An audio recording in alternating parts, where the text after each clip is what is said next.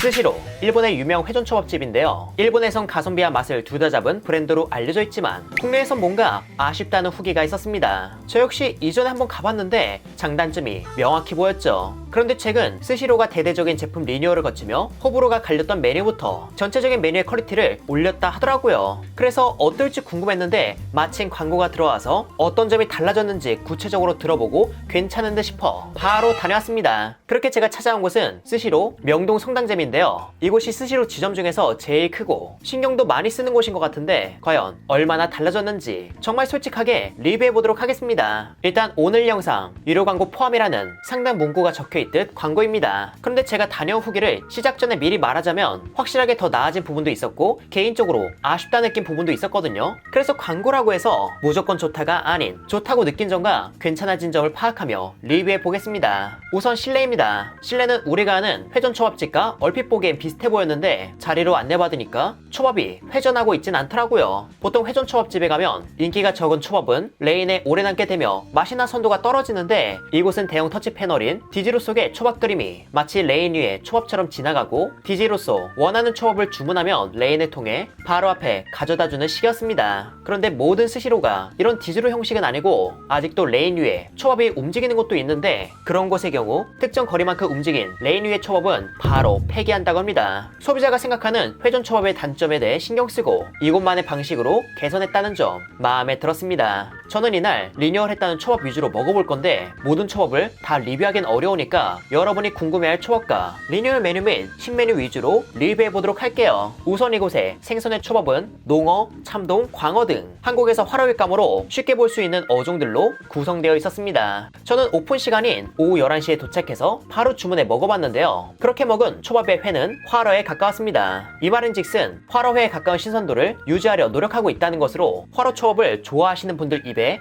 맞을 것 같았죠. 특히 농어는 다른 횟감에 비해 육질이 묵직한 게 씹는 맛이 좋은 어종이거든요. 그런데 농어의 개성도 이 초밥에 그대로 담겨있어 입에서 사르르 녹는 초밥이 아닌 생선의 신선함이 그대로 드러나는 초밥을 선호하신다면 드셔볼만 하지 않을까 싶었습니다. 참고로 회의 두께도 밥의 모양 때문에 얇아 보이지만 딱 적당한 수준이었고요. 그리고 이곳의 밥은 기계로 모양을 낸 밥이었는데 보통 기계밥이라고 하면 마트 초밥이나 저가 뷔페에서 접하다 보니 긍정적인 이미지를 주진 않잖아요. 그런데 이곳 만들자마자 바로 내어주는 형식이라 그런지 가벼운 온기를 지니고 있었고 초양념의 맛도 대중적인데 너무 세지 않으며 무엇보다 밥이 떡지지 않아서 모양만 기계가 냈을 뿐 사람이 쥔 것에 비해 부족함이 느껴지진 않았습니다. 물론 오마카세 업장과 비교하면 부족하겠지만 일반적인 캐주얼 초밥집의 평균 또는 그 이상을 한다 느꼈죠. 가격 역시 대부분 2피스 기준으로 책정되어 있었는데 피스당 2,000원 내외로 저렴하지도 그렇다고 아주 비싸지도 않은 상권 및 음식의 퀄리티 대비 적당했다고 생각했습니다. 개인적으로 제가 먹은 초밥 중에선 이 두 가지가 제일 좋았는데 첫 번째는 깨간장 도미 초밥입니다. 단시간 숙성한 참돔 위에 고마 소스라고 해서 후쿠오카 쪽에서 고등어에 뿌리는 참깨 소스를 뿌린 건데 이거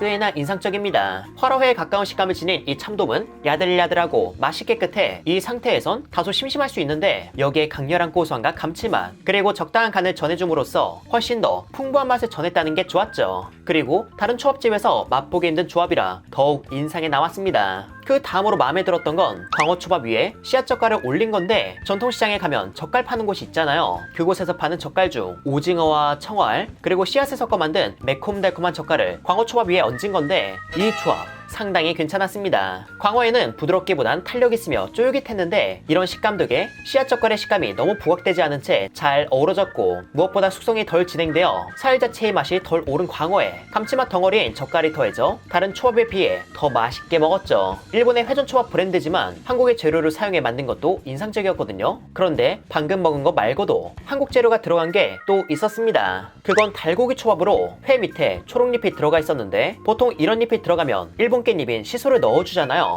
그런데 먹어보니까 향긋한 깻잎이었습니다. 아무래도 일본 깻잎인 시소는 대중적으로 낯설고 어려울 수 있어 일식을 접하는 초심자들에게 주의해야 할 부분인데 한국에 맞춰 일부 식재료를 조정했다는 게 하나의 섬세한 부분이지 않나 싶었습니다. 그런데 이곳의 생선초밥들 대체로 가격대가 있잖아요. 2피스 기준이라고 해도 피스당 2,000원 이상 하는 게 많아 저렴한데 괜찮은 게 없나 찾아보니 제 눈에 몇 가지가 들어왔습니다. 그중 첫 번째는 고등어 초절인 초밥인데 있는데 우리에게 익숙한 고등어 봉초밥 있죠? 그걸 초밥 형식으로 만든 게 이거라고 보시면 됩니다. 그것도 3,500원이란 가격에 두 피스라 한번 먹어봤는데 일단 비리지 않았습니다. 비리지 않고 고등어 특유의 내음이 가볍게 있으며 간과 초맛 그리고 약간의 단맛이 있는데 일반적으로 먹는 고등어 초절임보다 살짝 단 느낌이 있지만 크게 거슬리는 맛은 아니었어요. 오히려 약간의 단맛이 있어 처음 접하시는 분도 먹기 편하다고 느꼈습니다. 그리고 다음으로 골라본 초밥은 갑오징어 초밥인데요. 보통 회전 초밥집에 갑오징어 초밥하면 수입산 갑오징어를 떠올리시겠지만 이번 제품 리뉴얼을 통해 국내산 1등급 갑오징어로 만들었다고 하더라고요. 1등급의 기준이 있는 건 아니지만 입에 놓고 씹어보니 우리가 갑오징어를 먹을 때 느껴지는 그 단단한 식감 있죠. 그 단단함이 아주 강한 건 아니지만 찰진 갑오징어 살에 은근 담겨 있어서 한국 사람들이 특히 좋아하겠다 싶었고 저 역시 기대 이상이라 느꼈습니다. 생각보다 리뉴얼 메뉴의 퀄리티가 괜찮아서 광고주 쪽에서 추천한 장어 오이초밥도 맛을 봤는데 이건 제품 리뉴얼 전 다른 지점에서 먹었을 땐 얇은 바다장어에 오이가 조금 들어있어 실망이 컸었거든요. 그런데 운하기 즉 민물장어로 재탄생하게 되며 훨씬 더 알찬 느낌을 주었고 민물장어의 느끼함을 씻어줄 오이도 넉넉히 들어가 시원함과 청량함 그리고 아삭한 식감으로 맛난 조화를 전했습니다. 그리고 오이가 싫은 분들에겐 계란과 스시로 특제 소스가 뿌려진 운하기 즉 민물장어 초밥도 추천드리는데 이 둘의 조합은 믿고 먹을 수 있는 조합이라 그런 것도 있고 장어도 리뉴얼을 통해 더 도톰해지고 일본식 계란의 단맛은 이런 장어의 소스 맛과 잘 어우러지기에 이 초밥도 추천드립니다. 단 가격이 살짝 있긴 하지만 한 피스 정도 맛난 걸 먹는다고 생각하면 주문하기엔 괜찮을 것 같고요. 다시 가성비로 돌아와서 이곳에서 파는 여러 초밥 중 가장 가성비가 좋은 건 뭘까 하고 이것저것 맛을 보며 찾아보니 이게 괜찮았습니다. 그건 즈게 구운 가다랑어로 두 피스에 2,500원인데 가다랑어 타다키야 워낙 일본에서도 즐겨 먹는 거라 퀄리티적으로 꽤 안정적인 상태였고 한국인들 입에도 친숙한 맛이었죠. 무엇보다 한 피스에 1,250원인데 회도 그렇게 얇지 않으며 절여진 소스의 간도 좋았기에 가성비를 원하신다면 이 초밥을 공략해보시는 것도 괜찮을 것 같습니다. 일식이란 음식을 자주 접하다 보니 일식은 결국 디테일이더라고요. 사실 그런 점에서 회전 초밥집은 디테일을 챙기기 쉽지 않은데 이번 제품 리뉴얼에선 이런 디테일을 살리는데 노력한 듯 싶었습니다. 초밥 외에 다른 것도 먹어봤었는데 2,500원에 파는 바지락 장국도 해감이 잘 된 바지락이 듬뿍 들어가 있었고 스시로 덴뿌라라고 하는 모둠튀김도 5,300원에 파는데 기존 일식집에서 파는 가격과 비교했을 때 상당히 괜찮았죠. 여기도 시소 대신 깻잎이 있었고 국내산 갑오징어 다리를 튀긴 것도 쫄깃함이 좋았고요. 그리고 새우튀김에 들어가는 새우도 조금 더 씹는 맛이 있는 제품으로 바뀌었다고 하는데 이는 덴뿌라 구성의 튀김으로도 대마끼라고 하는 김초밥으로도 먹어보니 자신의 개성을 확실히 전해 맛있었습니다. 그렇게 초밥을 비롯해 이것저것 먹다 보니 장국으로 해결되지 않는 느끼함이 또 쌓이더라고요. 이런 경우 저는 조금 산뜻한 맛을 지닌 피조개나 레몬과 소금을 더한 키조개로 입안을 환기시키고자 먹곤 하는데요. 이곳의 피조개는 피조개가 얇긴 해도 비리지 않고 피조개의 시원한 내음과 산뜻함이 느껴졌고 키조개는 가리비 관자에 비해 조금 더 씹는 맛이 있고 더 담백했는데 여기에 더한 레몬과 소금이 감칠맛을 확 끌어올리며 상큼하게 다가오는 게 좋았죠. 그런데 초밥으로 입안을 환기시키기 어렵다면 연어를 야무지게 넣은 샐러드도 있기에 중간에 이걸로 입안을 환기시키는 것도 괜찮겠다 싶었습니다. 그렇게 식사를 어느 정도 마친 후 포만감을 확실하게 채워주기 위해 돈코츠 라면을 주문해 먹어봤는데요. 간이 약간 있어 일본에서 먹는 라면이 떠올랐으나 이는 포만감으로 둔감해진 입에 나쁘지 않은 정도였고 안에 들어간 차슈는 삼겹살로 만든 건데 약간 달달하게 간이 되어 있었습니다. 그리고 디저트도 생각보다 화려했는데 한참 나오고 있는 딸기로 만든 파르페와 매장에서 직접 만드는 푸딩 등 일본에 가서 먹고 나는 디저트류가 있기에 이 내용도 참고해 주시길 바랍니다. 제품 리뉴얼 이후 스시로는 처음 방문한 거였는데 진짜 솔직히 말하면 괜찮았습니다.